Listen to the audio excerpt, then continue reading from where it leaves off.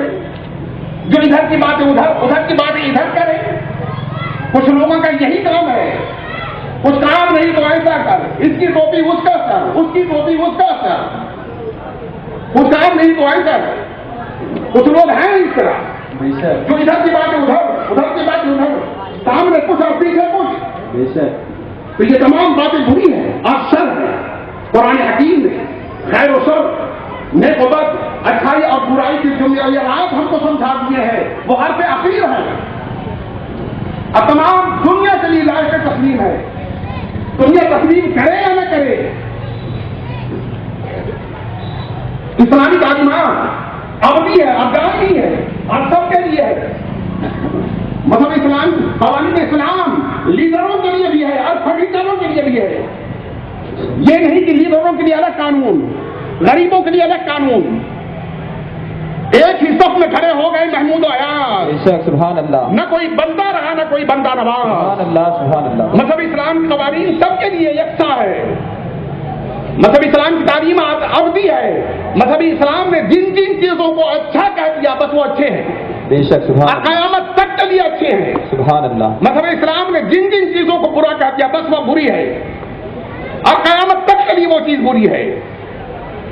مذہب اسلام نے جن کو حلال کہہ دیا وہ حلال ہے. مذہب اسلام نے جس کو حرام کر دیا وہ حرام ہے. کسی کو یہ حق نہیں پہنچتا کہ مذہب اسلام جس کو حلال کیا ہے وہ حرام کہتے. آج کچھ لوگ ہیں ایسا. بکرا کیا ہے؟ بکرا حلال ہے نا، کتا حرام ہے. بکرے کو آپ خریدیے، ذبح کیجیے، غریبوں کو کھلائیے، ثواب ہے نا. بے شک، سبحان اللہ. لیکن کچھ لوگ اس کو بھی کہتے ہیں حرام. کچھ لوگ یہ کہتے ہیں کہ جس کھانے پہ فاتحہ پڑھ دو وہ حرام ہے. اللہ ان بدبختوں سے ہمیں اور آپ کو بچائے. آمین. اللہ نے جن کو حلال کر دیا بس وہ حلال ہے، جس کو حرام کر دیا بس وہ حرام ہے. کسی مفتی کو یہ حق نہیں پہنچتا، کسی مفکر کو یہ حق نہیں پہنچتا کہ مذہب اسلام نے جن کو حلال کر دیا اس کو حرام ثابت کرے. ایک مسلمان کو اپنی زندگی کو تعلیمات اسلام کی روشنی اور ہدایت الہی کے مطابق ڈھالنے کا فریضہ ادا کرنا چاہیے. آپ کوشش یوں کریں، قرآن و احادیث کو پڑھیں، سمجھیں، سیکھیں، دل و دماغ میں محفوظ رکھیں، اور پھر انہی سنتوں کے مطابق زندگی آپ گزاریں. بے شک، سبحان اللہ. راہ ہدایت پر چلنے کے لیے، صراط مستقیم پر چلنے کے لیے ہمیں ادھر ادھر بھٹکنے کی ضرورت نہیں ہے. قرآن و حدیث ہمارے پاس موجود ہے. یہ قرآن ہمیں یہ درس دیتا ہے، وَلْتَنْظُرْ نَفْسٌ مَا قَدَّمَتْ لِغَدٍ.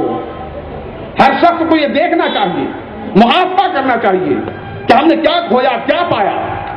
تنہائی میں بیٹھ کر کے آپ اندازہ لگائیں، سوچیں کہ ہم دن بھر کہاں کہاں جھوٹ بولے، کئی وقت کی نماز پڑھیں، کہاں کہاں غیبت کیے.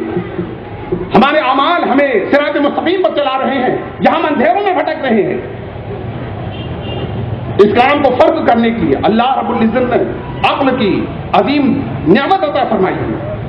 عقل بہترین دولت ہے. جب بھی آپ نماز کے بعد آپ بارگاہ رب العالمین میں ہاتھ اٹھائے تو یوں عرض کریں، اے اللہ مجھے عقل سلیم عطا فرما، قلب سلیم عطا فرما. عقل بہترین دولت ہے، بہترین نعمت ہے. خیر المواہب العقل وشر المصائب الجہل. اس عقل کو سب سے پہلے اپنے محاسبے کے لیے استعمال کریں. محاسبہ عمل کی سب سے پہلی رائے یہ ہے جو حضرت عمر فاروق رضی اللہ تعالیٰ عنہ نے فرمایا. حضرت عمر فاروق رضی اللہ تعالیٰ عنہ فرماتے ہیں، حاسبوا انفسکم قبل ان تحاسبوا. حاسبوا انفسکم قبل ان تحاسبوا. ارشاد فاروقی کا مفہوم یہ ہے کہ یہ تو طے شدہ ہے، اس کو کوئی جھٹلا ہی نہیں سکتا کہ اپنا حساب و کتاب بارگاہ رب العالمین میں پیش کرنا ہے. تو یہ حساب و کتاب لازمی ہوا. تو جب تک ہم زندہ ہے اپنا حساب و کتاب خود ہی کر لیا کریں. حاسبوا انفسکم قبل ان تحاسبوا. حضرت عمر فاروق رضی اللہ تعالیٰ عنہ نے اپنے اس مشورے میں اہل ایمان کو بلیغ انداز میں، بہترین انداز میں یوم آخرت کی طرف متوجہ کیا۔ اہل ایمان جانتے ہیں، کوئی جانے یا نہ جانے، اہل ایمان جانتے ہیں، یقین رکھتے ہیں، ایمان رکھتے ہیں کہ اس دنیا کو بالآخر ختم ہونا ہے۔ کل من علیہا فان ویبقى وجہ ربک ذو الجلال والاکرام، بے شک سبحان اللہ، اس دنیا کو بالآخر ختم ہونا ہے، مجھے آپ کو سب کو مرنا ہے، اور یہ نہیں کہ مر گئے کام تمام ہوگا، مر گیا مردود فاتحہ نہ درود، جی نہیں۔ اہل ایمان کا یہ بھی ایمان ہے کہ مرنے کے بعد دوبارہ زندہ کیے جائیں گے، بارگاہ رب العالمین میں حاضر کیے جائیں گے، اور ایک ایک لمحے کا حساب و کتاب لیا جائے گا۔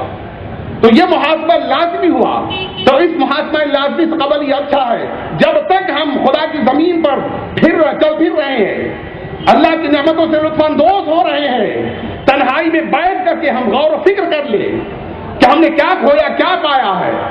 یاد رکھیں، کوئی کچھ کہے یا نہ کہے، امام صاحب کچھ کہے یا نہ کہے، انسان کے اندر ایک طاقت موجود ہے جو غلطیوں کا اعتراف کرتی ہے، اپنے قصور پر نادم ہوتی ہے، جو اپنے غلطیوں پر اعتراف نہ کرے، غلطی کو غلطی نہ سمجھے، وہ سچ میں انسان ہی نہیں ہے۔ انسان کے اندر ایک طاقت موجود ہے، تنہائی میں بیٹھ کر کے آپ سوچیں کہ ہم نے کیا کھویا کیا پایا، تاکہ انسان کا نفس ضمیر خود اس سے اچھائی اور برائی پر متوجہ کر دیا کرے۔ اس طرح آپ کل قیامت کے دن رسوائی اور شرمندگی سے بچ سکتے ہیں۔ ایک بار آپ درود شریف سنائیے، پھر میں آگے بڑھ رہا ہوں۔ صلی اللہ علیہ وسلم،